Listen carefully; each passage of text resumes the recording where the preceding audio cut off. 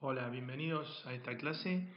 Aquí vamos a ver la última parte del tema esfuerzos internos en estructuras de barras. Bueno, vamos a comenzar a ver lo que se denominan puntos especiales en los esfuerzos internos. Tenemos tres grupos de puntos especiales. El primero de ellos se denominan secciones particulares, que son puntos en donde el valor del esfuerzo queda definido en forma inmediata. ¿Qué significa esto? Que si nos encontramos con una sección particular, no es necesario hacer cálculos para obtener el valor de los esfuerzos internos. Dicho valor surge de manera inmediata. Los dividimos a su vez en dos subgrupos, que son los extremos libres y las articulaciones. El segundo grupo de puntos especiales lo denominamos secciones singulares. Son puntos en donde para un determinado esfuerzo se produce una discontinuidad. A su vez, lo podemos subdividir en fuerzas y/o cuplas concentradas y discontinuidad en las fuerzas distribuidas. De cada uno de estos casos vamos a ver algún pequeño ejemplo. Por último, el tercer grupo de puntos especiales lo constituyen los nudos, que son puntos en donde se encuentran dos o más barras.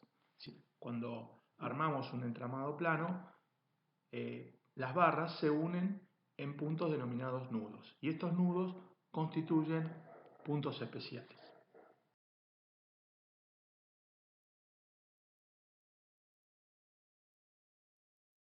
Bueno, comencemos viendo el primer grupo, que eran las secciones particulares. Y recordemos que estos eran puntos en donde el valor del esfuerzo queda definido en forma inmediata. Dentro de este grupo habíamos dicho que teníamos dos subgrupos. Comenzamos con el primero, que son los extremos libres. Y a su vez, este subgrupo se puede dividir en dos tipos. El primero de ellos serían los extremos libres descargados, como se muestra en el esquema de la figura. Vemos que si nos encontramos con esta sección particular, es decir, un extremo libre, y no hay ningún tipo de cargas sobre ese extremo, entonces los tres esfuerzos de los entramados planos en esa barra, en esa sección, serán nulos. Aquí tenemos un ejemplo que no vamos a resolver, simplemente lo mostramos para visualizar que el extremo libre de la sección D no tiene ningún tipo de carga y por lo tanto en dicha sección no puede haber esfuerzos. Es decir, cuando trazamos los diagramas de esfuerzos internos de esta estructura, en correspondencia con el punto D, los tres esfuerzos serán nulos.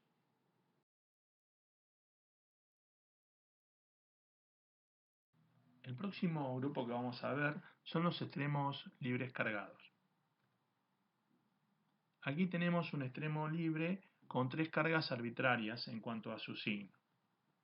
Para saber si esas cargas producen esfuerzos positivos o negativos, recordemos que tenemos que ver la convención de signos para los esfuerzos internos, que podemos verlo en el extremo derecho superior. De acuerdo a esta convención, vemos que la carga de momento flector o el momento aplicado coincide con el signo positivo del esfuerzo, con lo cual el momento será positivo e igual al valor de M0. En cambio, el esfuerzo de corte será negativo porque vemos que la carga vertical aplicada tiene signo contrario al signo positivo del esfuerzo de corte por izquierda. Y lo mismo ocurre con la carga axil. En este caso aplicamos una carga H de compresión y vemos que el signo positivo por izquierda es saliente o de tracción, con lo cual este esfuerzo entonces será negativo y valdrá menos H. Del mismo modo, ahora hacemos un análisis, pero en un extremo libre del lado derecho. La carga vertical tiene el mismo sentido de aplicación que en el caso anterior, pero ahora por estar a la derecha vemos que el esfuerzo de corte es positivo porque coincide con la convención de signos. El momento sigue siendo positivo y el esfuerzo axil ahora, como es saliente de la barra, será también positivo. Por lo tanto, tenemos los tres esfuerzos internos en el extremo libre sin resolver la estructura con su valor y su signo. Aquí Aquí tenemos un pequeño ejemplo que coincide con la estructura anterior, salvo que ahora la carga concentrada se aplica en el extremo D. Por lo que vimos, vamos a saber que los esfuerzos internos tendrán los siguientes valores. Como no hay carga normal aplicada en el extremo libre, el esfuerzo normal será 0. Lo mismo ocurre con el momento flector, ya que como no hay un par aplicado en ese punto, el esfuerzo de flexión en el extremo libre será 0. Y el único esfuerzo que es distinto de 0 es el corte, y como vemos es positivo, ya que por derecha hacia abajo el signo por convención es positivo. Y valdrá el valor de la carga, 5 toneladas.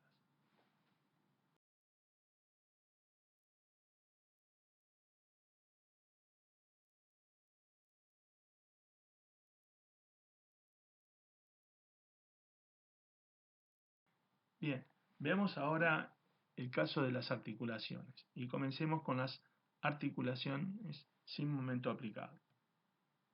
En el siguiente esquema vemos una articulación puesta con los esfuerzos internos puestos en evidencia, es decir, cortamos las barras a las que concurren a la articulación en secciones que están muy próximas a la articulación. En realidad es un análisis diferencial, están tan próximas como uno quiera, ya que el valor R tiende a 0. Tenemos así aislado un sistema de dos chapas. S1, donde están los esfuerzos puestos en evidencia con el signo positivo de acuerdo a la convención, a la izquierda, y la chapa S2 a la derecha, con los esfuerzos puestos en evidencia de acuerdo a la convención para los esfuerzos por derecha. Bien, tenemos que ver ahora qué sucede con los esfuerzos a la izquierda y a la derecha de la articulación, qué relación existen entre los mismos. Y para ello lo que hacemos es plantear las ecuaciones. Como se trata de una cadena de dos chapas, podemos contar con 4 ecuaciones. Tomaremos dos globales, las dos de proyección, y dos relativas, las dos de momento respecto a la articulación, una de la chapa S1 y otra de la chapa S2. Veamos qué pasa con las ecuaciones globales. Tomamos sumatoria de fuerzas X igual a 0 y sumatoria de fuerzas Y igual a 0.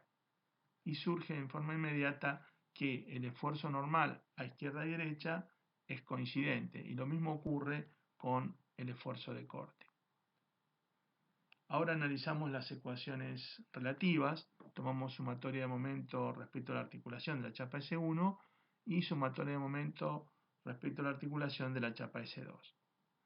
Observemos aquí que además del esfuerzo de momento flector en cada una de ellas, interviene el producto del corte por el radio, pero como el radio tiende a 0, ese término se desprecia o se hace nulo, y entonces nos queda que los esfuerzos, la única posibilidad para que haya equilibrio es que los esfuerzos sean nulos. Bueno, la conclusión entonces es que en una articulación sin momento aplicado, el momento flector debe ser nulo.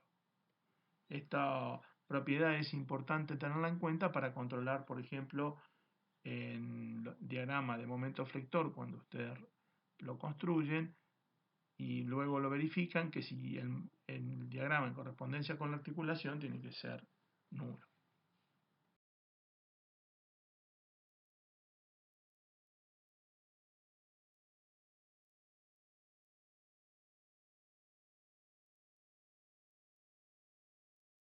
Vemos ahora un ejemplo de este caso, es decir, el punto especial C es una articulación sin momento aplicado. Aquí vemos la estructura y la articulación C en el centro del dintel que tiene el pórtico.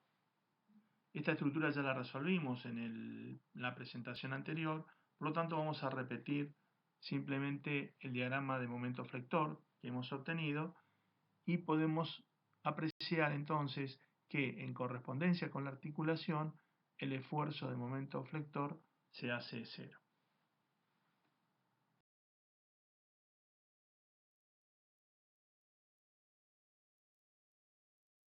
Analicemos el caso de la articulación, pero ahora con un momento aplicado. Partimos del mismo esquema que en el caso anterior, es decir, aislamos la articulación con dos tramos diferenciales de barra, formamos así dos chapas, S1 y S2, y ponemos los esfuerzos en evidencia. Y además agregamos el momento concentrado en la chapa S1. Para resolverlo, recurrimos nuevamente a las ecuaciones de equilibrio. Planteamos las dos globales. Como vemos que las dos globales son idénticas a las anteriores, ya que el momento agregado no interviene en ninguna de las dos ecuaciones, vamos a obtener el mismo resultado en este caso. Es decir, el esfuerzo axil por izquierda y por derecha será idéntico y lo mismo ocurrirá con el esfuerzo de corte. Por izquierda y por derecha dará el mismo valor. Sin embargo, en las ecuaciones de equilibrio relativa, especialmente en la de S1, tenemos un cambio porque se agrega el término M0. De modo que ahora el resultado será que el esfuerzo por izquierda será igual al momento aplicado M0, mientras que el momento por derecha, como no se modificó esa ecuación de equilibrio, seguirá siendo nulo. Entonces podemos tener como conclusión que en una articulación el valor del momento flector en el extremo sobre la articulación de la chapa cargada es igual al momento aplicado. En el extremo sobre la articulación de la chapa descargada es nulo.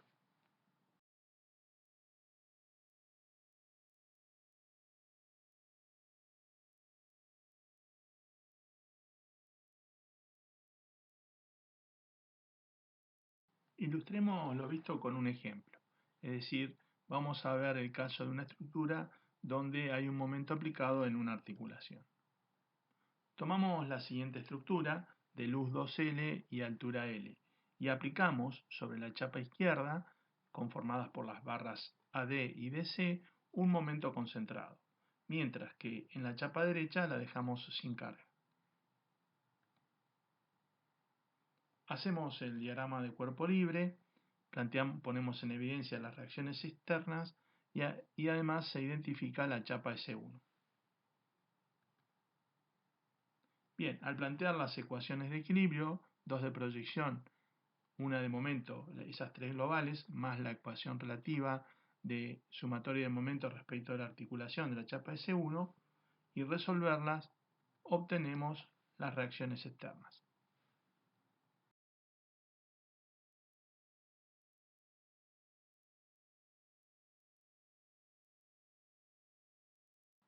Bueno, sigamos con la resolución de nuestro ejemplo.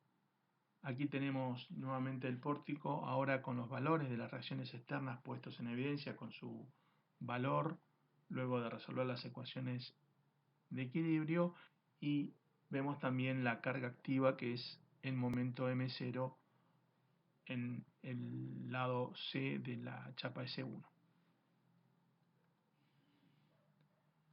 Con este diagrama de cuerpo libre podemos trazar los tres diagramas de esfuerzos internos, como ya hemos visto, y observamos ahora que en el diagrama de momento flector, en correspondencia con la articulación, se cumple la condición que habíamos visto en la diapositiva anterior. Es decir, por izquierda tenemos que el esfuerzo de flexión es igual al momento aplicado M0 y por derecha el esfuerzo de flexión es nulo.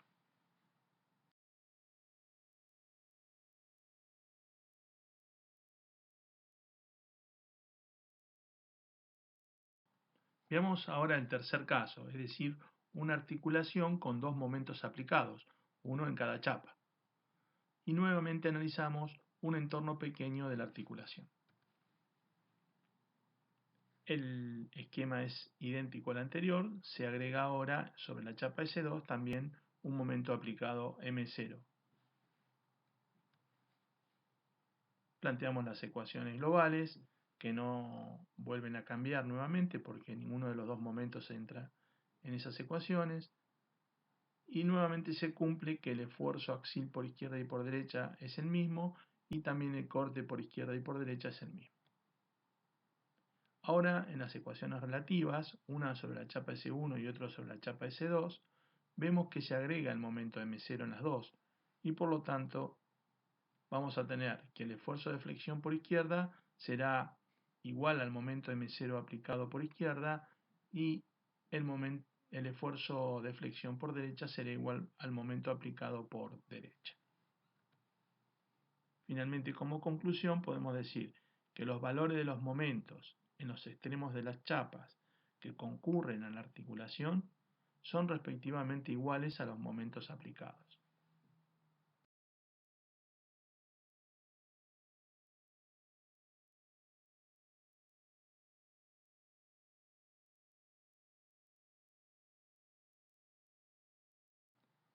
Observemos ahora con un ejemplo, es decir, utilizando la misma estructura anterior, pero ahora con un momento aplicado a cada lado de la articulación.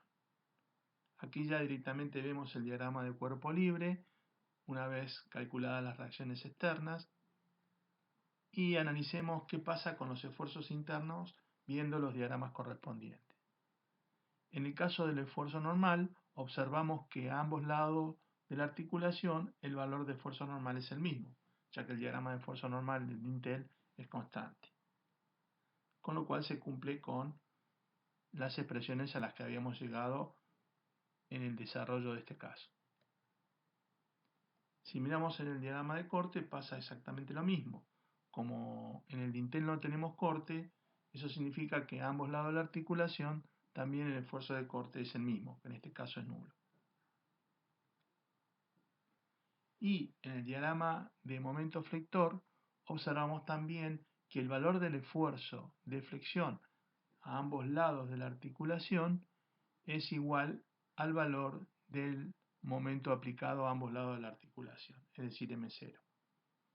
En este caso también el momento flector en el dintel es constante y entonces confirma lo que dijimos.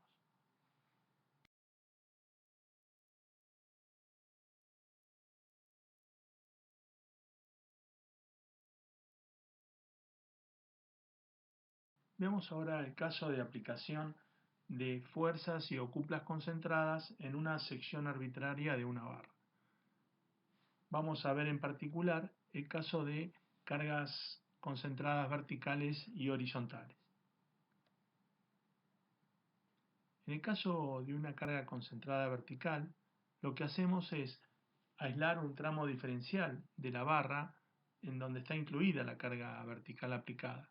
En este caso particular lo pusimos hacia abajo y ponemos en evidencia los esfuerzos internos. Luego planteamos las ecuaciones globales de equilibrio, pues se trata de una sola chapa, y de ellas vamos a obtener la relación entre los valores de los esfuerzos a izquierda y a derecha de la carga. En el caso de la sumatoria de fuerzas X vemos que nos da que el esfuerzo axil por izquierda es igual al esfuerzo axil por derecha, es decir, no es afectado por la carga vertical. Y lo mismo ocurre con la ecuación de momentos, de la cual surge que el momento por izquierda es igual al momento por derecha, tampoco entonces se ve afectado por la carga vertical. En el caso de la sumatoria de fuerzas Y, se observa que si los esfuerzos por izquierda y por derecha van a ser diferentes debido a la presencia de la carga vertical.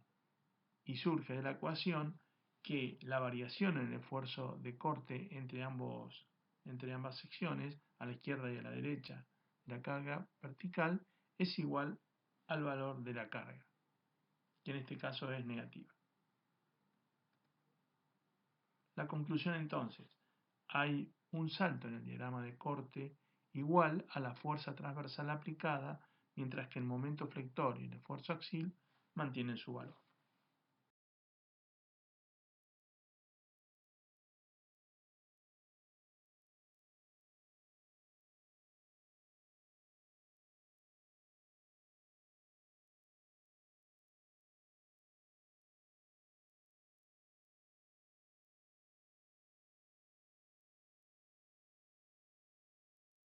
Veamos el caso de carga concentrada horizontal aplicada. Aislamos un elemento diferencial, ponemos los esfuerzos internos en evidencia a los dos lados del elemento y también tenemos la carga horizontal aplicada, por supuesto. Y luego, como siempre, aplicamos las ecuaciones de equilibrio global.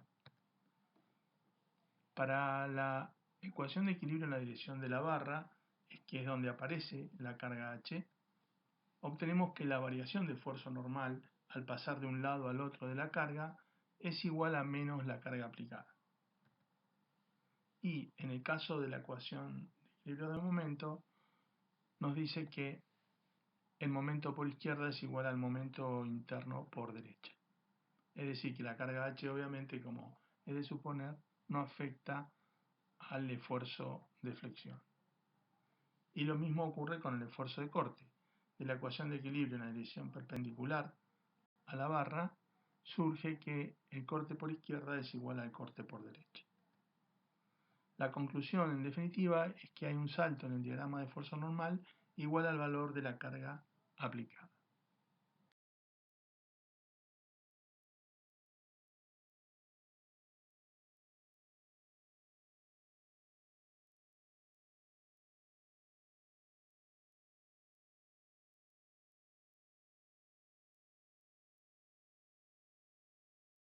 Veamos ahora un ejemplo de aplicación de cargas concentradas y las discontinuidades que se producen en los diagramas de esfuerzos internos. Aquí tenemos un ejemplo de una barra inclinada a la cual se le aplica una carga de 10 toneladas vertical en su centro. Obsérvese que al aplicar la carga vertical a la barra inclinada, ésta se descompondrá en una componente perpendicular a la barra y en una componente en la dirección de la barra. Por lo tanto, provocará discontinuidades tanto en el diagrama de esfuerzo normal como en el diagrama de corte. Bueno, primero calculamos las reacciones externas y una vez que lo hacemos, tenemos el diagrama de cuerpo libre y entonces podemos considerar como cargas aplicadas en un extremo libre. De esta manera podemos determinar los esfuerzos en ambos extremos, en A y en B, tanto el esfuerzo normal como el corte. Y además sabemos que el momento será nulo. Una vez que hemos hecho esto, podemos ver los efectos de la carga distribuida, la cual la descomponemos también en una carga distribuida en la dirección de la barra, es decir, un esfuerzo normal distribuido y una carga distribuida en la dirección perpendicular, Q sub T y Q sub L. Luego calculamos las correspondientes cargas vertical, o mejor dicho, carga perpendicular y carga en la dirección de la barra causadas por la carga concentrada de 10 toneladas. Y de este modo podemos calcular los saltos en los diagramas de corte y de esfuerzo axial.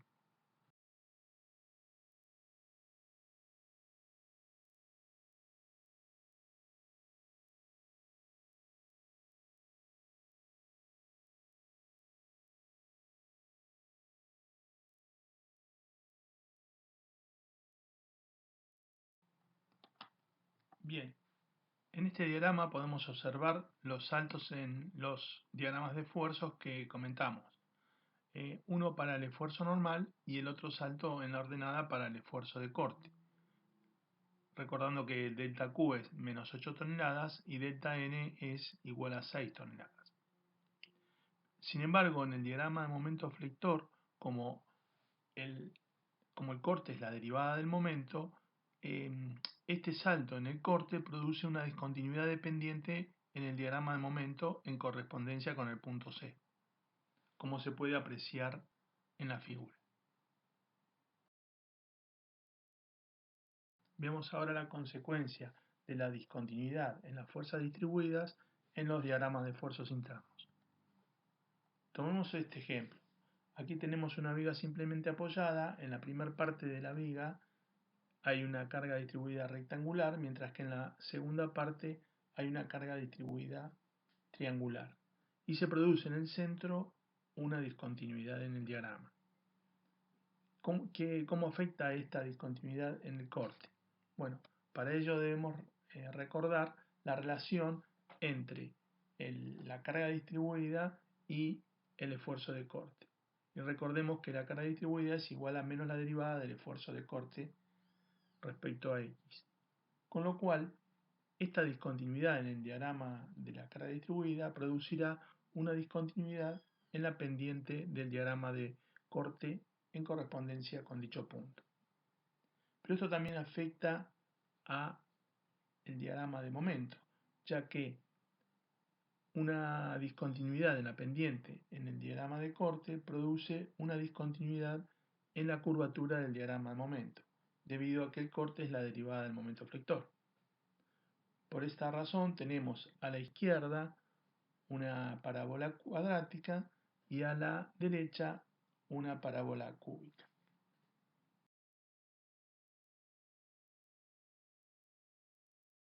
Veamos ahora el tercer grupo de puntos especiales, que son los nudos. Los nudos son los puntos donde se unen dos o más barras en este caso de un entramado plano. Es similar al caso de los nudos en reticulados, salvo que ahora estos nudos no están articulados. Y por lo tanto, cuando verificamos el equilibrio del nudo, intervendrán para el equilibrio de fuerzas tanto las fuerzas normales de cada una de las barras que concurren al mismo, como las fuerzas de corte. Y además, como el nudo puede rotar, tenemos que verificar también el equilibrio de momentos o de pares en el mismo. Bueno, en este caso lo primero que habría que hacer es resolver la estructura poniendo las reacciones en evidencia como siempre, y así obtendríamos el diagrama de cuerpo libre. Aquí también se ponen en evidencia los esfuerzos en articulación interna. Una vez que tenemos resuelta esta parte, que se resuelve como siempre, pasamos a ver qué sucede con los diagramas de esfuerzos internos.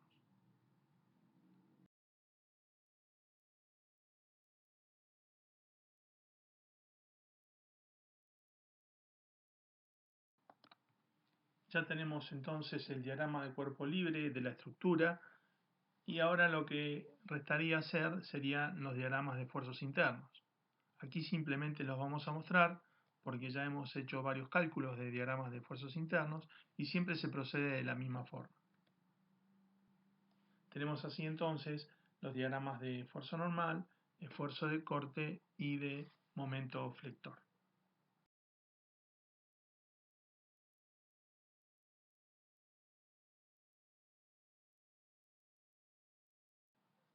Bueno, una forma de comprobar si los diagramas fueron bien realizados es verificar el equilibrio de los nudos, en este caso el equilibrio del nudo B.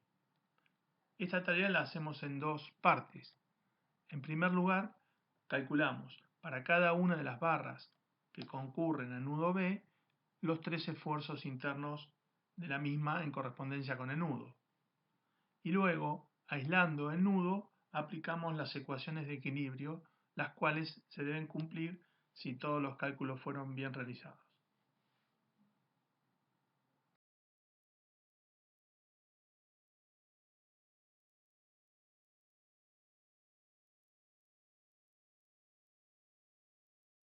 En este caso vamos a ver un tipo de viga muy frecuente en la práctica profesional, denominada viga Gerber. Y es muy frecuente porque se trata de una viga que tiene vinculación estricta y por lo tanto es una estructura isostática. Y entonces la podemos resolver simplemente aplicando las ecuaciones de equilibrio. Aquí tenemos un ejemplo, son tramos de viga con distintos tipos de carga que tienen un apoyo fijo en primer lugar y luego tienen tantos apoyos simples como para lograr la vinculación estricta de la viga.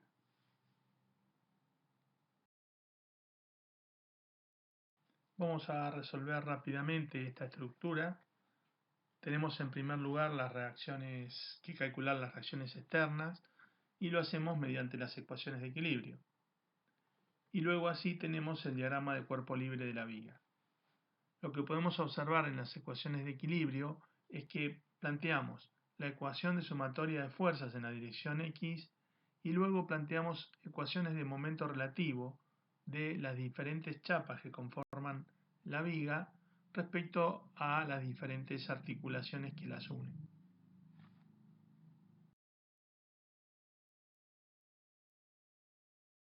Una vez obtenido el diagrama de cuerpo libre de la viga Gerber, con todas las reacciones externas calculadas, pasamos a trazar los diagramas de corte y de momento flector, ya que como no tenemos carga axial, tenemos únicamente estos dos diagramas. En el diagrama de corte, en primer lugar, podemos apreciar las discontinuidades que se producen, los saltos en el diagrama, en correspondencia con los puntos particulares que habíamos analizado.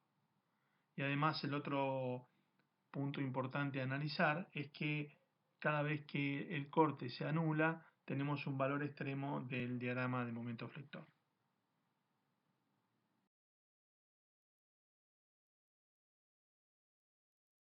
Para finalizar esta presentación, nos resta ver el último tema de la primera parte de estática, que es el análisis de los entramados normales. Para ello, vamos a recordar muy brevemente un par de diapositivas que vimos cuando comenzamos con sistemas planos. Recordamos que un cuerpo rígido en el espacio tiene 6 grados de libertad y que los determinábamos a través de los vectores de desplazamiento virtual. Tenemos 3 componentes de desplazamiento virtual para un punto y después tenemos las 3 componentes de rotación.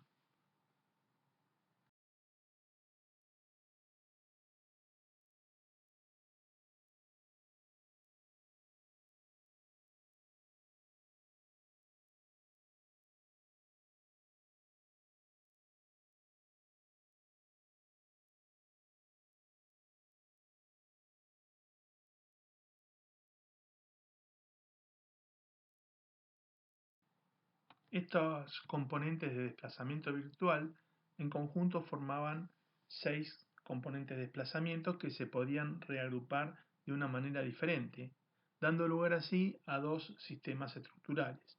Uno el que estuvimos viendo, que es la chapa, y que contenía las dos componentes de desplazamiento delta x y delta y, más el giro delta tita z. A esto se le sumarían las otras tres que faltan, que son los dos giros en y en j más el desplazamiento delta z. En conjunto forman los 6 grados de libertad que tiene una barra en el espacio.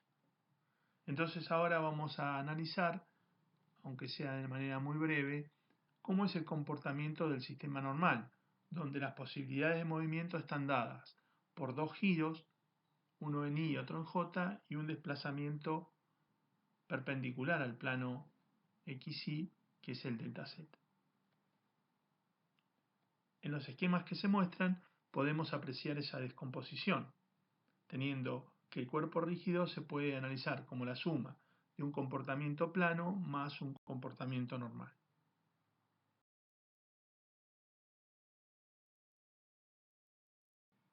Bueno, ahora nos dedicaremos entonces en particular al comportamiento normal o de Planck.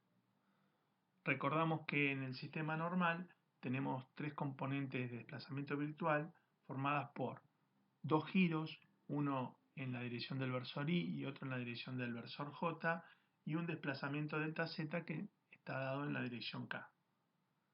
Si observamos, vemos que cualquiera de los 3 desplazamientos virtuales intentarían sacar a la placa de su plano, el plano XY, ya sea rotando la placa sobre el versor y, rotándola sobre el versor j, o haciendo un desplazamiento delta z en la dirección del versor k. Y esto es contrario a lo que ocurría con la chapa, en la cual cualquiera de los desplazamientos virtuales mantendría la chapa en su plano. Aquí simplemente vemos una vista diferente de la placa ubicada en el plano XY.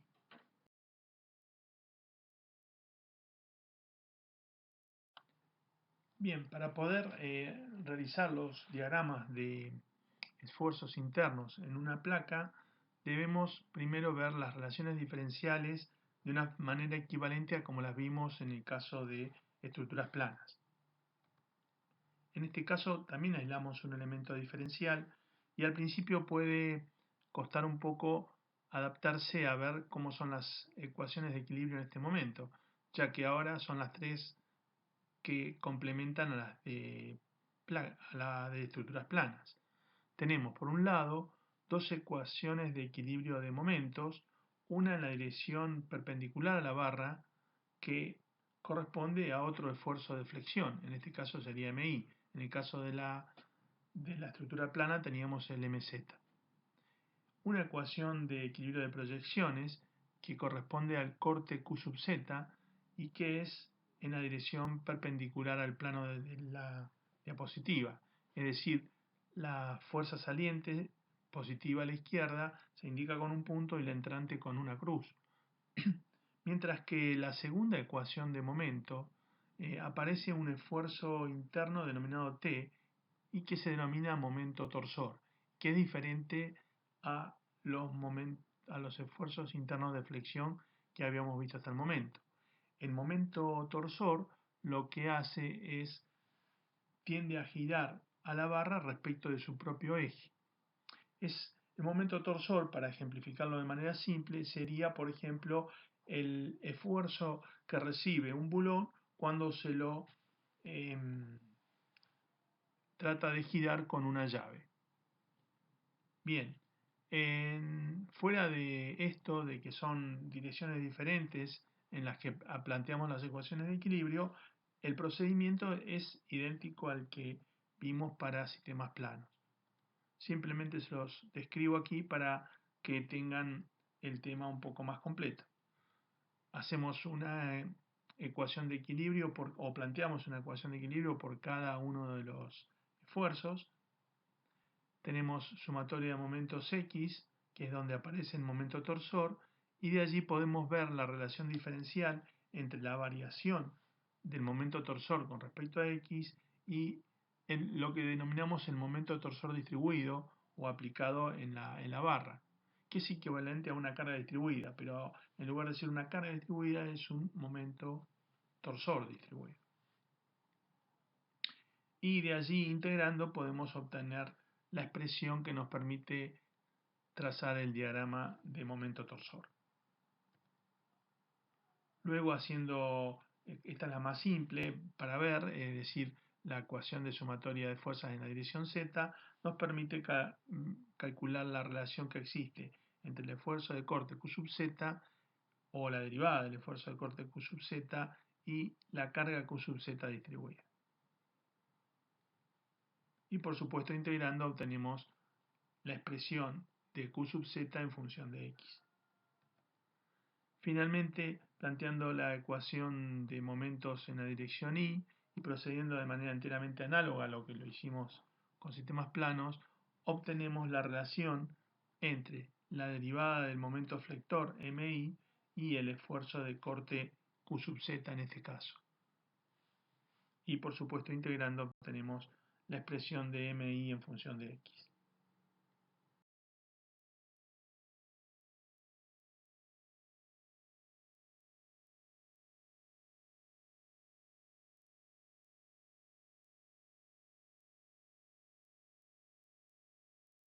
Bueno, finalmente vamos a ver un ejemplo muy simple de una estructura normal para ver cómo se calculan tanto las reacciones externas como los esfuerzos internos. Aquí tenemos una estructura formada por dos barras, la AB y la BC, que tiene una carga de 2 toneladas saliente, es decir, perpendicular al plano de la diapositiva, en la dirección de Z. Y tiene como vínculo una condición de vínculo de tercera especie, que para la estructura normal también es un empotramiento.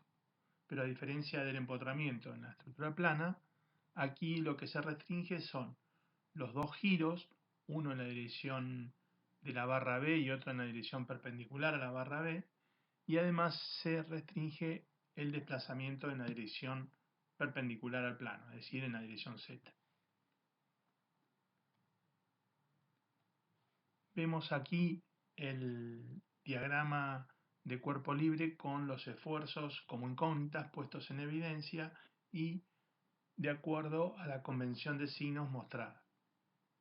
Tenemos entonces dos reacciones de momento, como dijimos, y una reacción de fuerza vertical, que sería esfuerzo perpendicular al plano de la diapositiva en el punto A. Bueno, planteamos las tres ecuaciones de equilibrio correspondientes. En la primera vamos a comenzar con la más simple, sumatoria de fuerzas Z tiene que ser igual a 0, y en la dirección de Z vemos que tenemos solamente dos fuerzas, Q sub A y, es decir, en este caso el valor de la reacción vertical o perpendicular al plano en el punto A y la fuerza activa de 2 toneladas.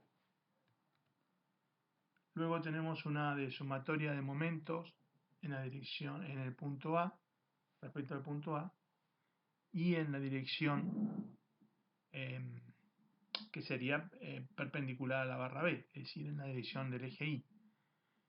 En esa dirección tenemos el momento MA del empotramiento propiamente dicho y el momento que produce la carga de 2 toneladas en el extremo C. Esos dos momentos, la suma de esos dos momentos tiene que ser 0 y de allí podremos obtener el valor del momento en el empotramiento. Y por último, hacemos una ecuación de equilibrio de momento en la dirección X, es decir, la dirección que tiene la barra B. En esa dirección interviene el momento de torsión en el empotramiento y la torsión que la carga de 2 toneladas le produce a la barra B.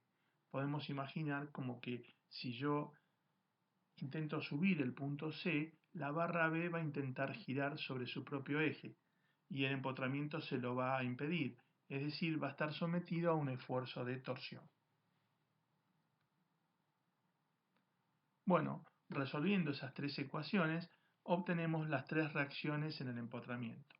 Tenemos así un valor Q sub A de menos 2 toneladas, es decir, como era obvio tenía que ser entrante al plano de la diapositiva para equilibrar la carga activa de 2 toneladas, un momento en A en la dirección del eje Y de 8 tonelómetros y un momento torsor en el empotramiento de 4 tonelómetros.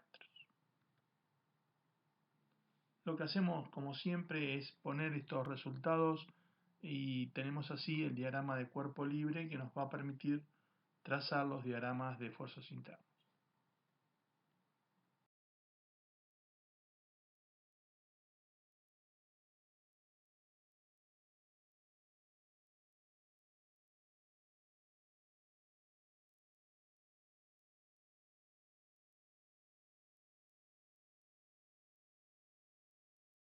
Bien, vamos a ver ahora entonces cómo trazaríamos los diagramas de esfuerzos internos en esta sencilla estructura normal. Partimos entonces del diagrama de cuerpo libre, en donde tenemos ya calculadas las reacciones externas en el empotramiento y la carga activa de 2 toneladas. Vamos a comenzar con el momento torsor. Bueno, al igual que lo que hacemos o lo que hicimos con la estructura plana, vamos a ir resolviendo barra por barra. En primer lugar, veamos qué sucede con la barra CB. Si comenzamos por derecha, vemos que la carga de 2 toneladas está sobre la barra CB, con lo cual no le puede producir momento torsor porque no tendría brazo de palanca para intentar hacer girar a la barra CB respecto de su eje. Entonces vemos que comenzando el diagrama por derecha, tenemos que la barra BC está libre de momento torsor. Sin embargo, vemos que para la barra B no ocurre lo mismo.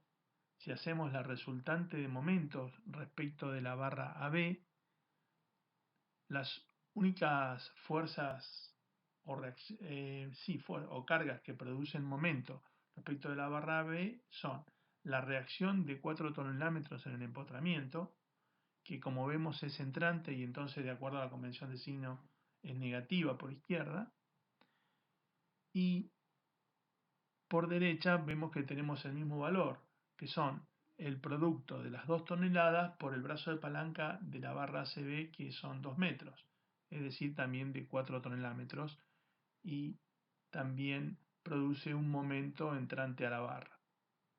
Esto verifica que el diagrama de momento torsor en la barra B será constante y de un valor de 4 tonelómetros negativo.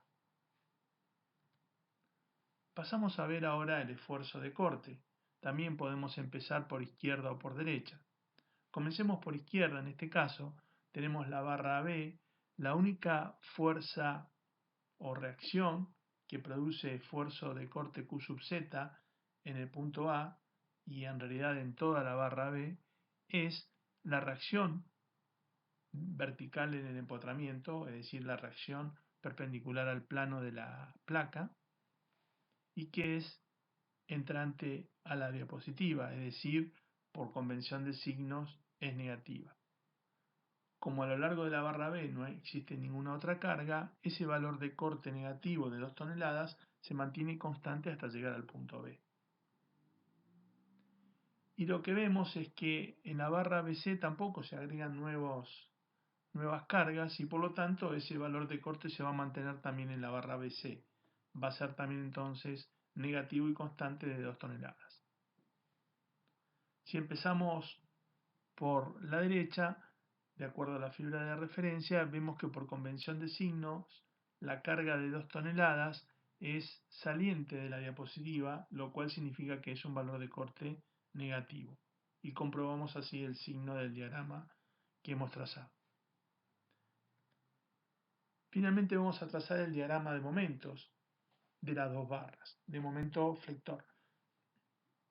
Bueno, el diagrama de momento flector lo hacemos con el esfuerzo o la reacción externa en el empotramiento de 8 tonelómetros. Arrancamos con ese valor de 8 tonelómetros y luego, como no hay otro momento aplicado, tenemos que ver también el momento que produce la reacción vertical de 2 toneladas. Sumando los dos efectos, es decir, aplicando equilibrio, podemos observar que en el otro extremo, en el punto B, la suma de los dos efectos, que son contrarios entre sí, va a ser 8 tonelómetros menos 8 tonelómetros, me va a dar 0. Por otra parte, eso es lógico porque si venimos por derecha, en correspondencia con el punto P, con el punto B, no tenemos la carga de 2 toneladas, no produce momento respecto a ese punto. Con lo cual, en el punto B, el momento flector debe ser 0. Y así tenemos un diagrama de momentos triangular, que en este caso es positivo, ¿sí?, de acuerdo a la convención de signos. Del mismo modo podemos calcular el momento flector en la barra BC. Ahora la flexión es de 2 toneladas por 2 metros en el punto B, es decir, va a ser de 4 tonelómetros. Y también va a ser positiva de acuerdo a la convención de signos. Bueno, finalizamos así este ejemplo sencillo de cálculo. Lo que vamos a ver ahora es simplemente una estructura más compleja, pero no la vamos a calcular, simplemente la vamos a dejar resuelta como para que aquel que quiera incursionar un poco más en el tema pueda verlo.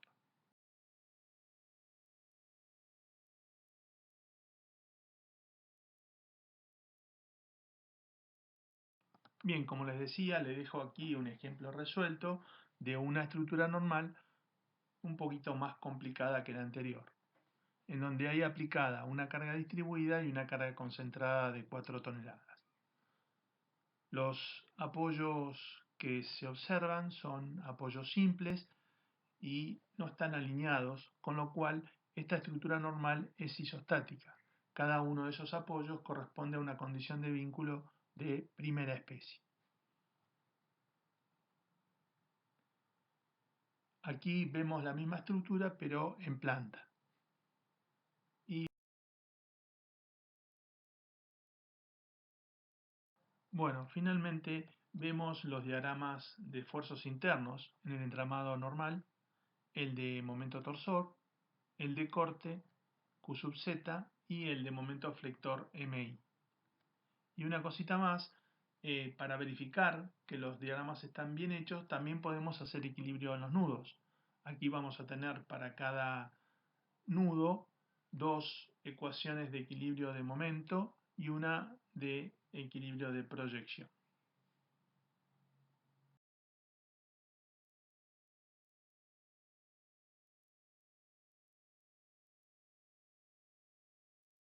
Bien, eso es todo para esta presentación y los espero en la próxima.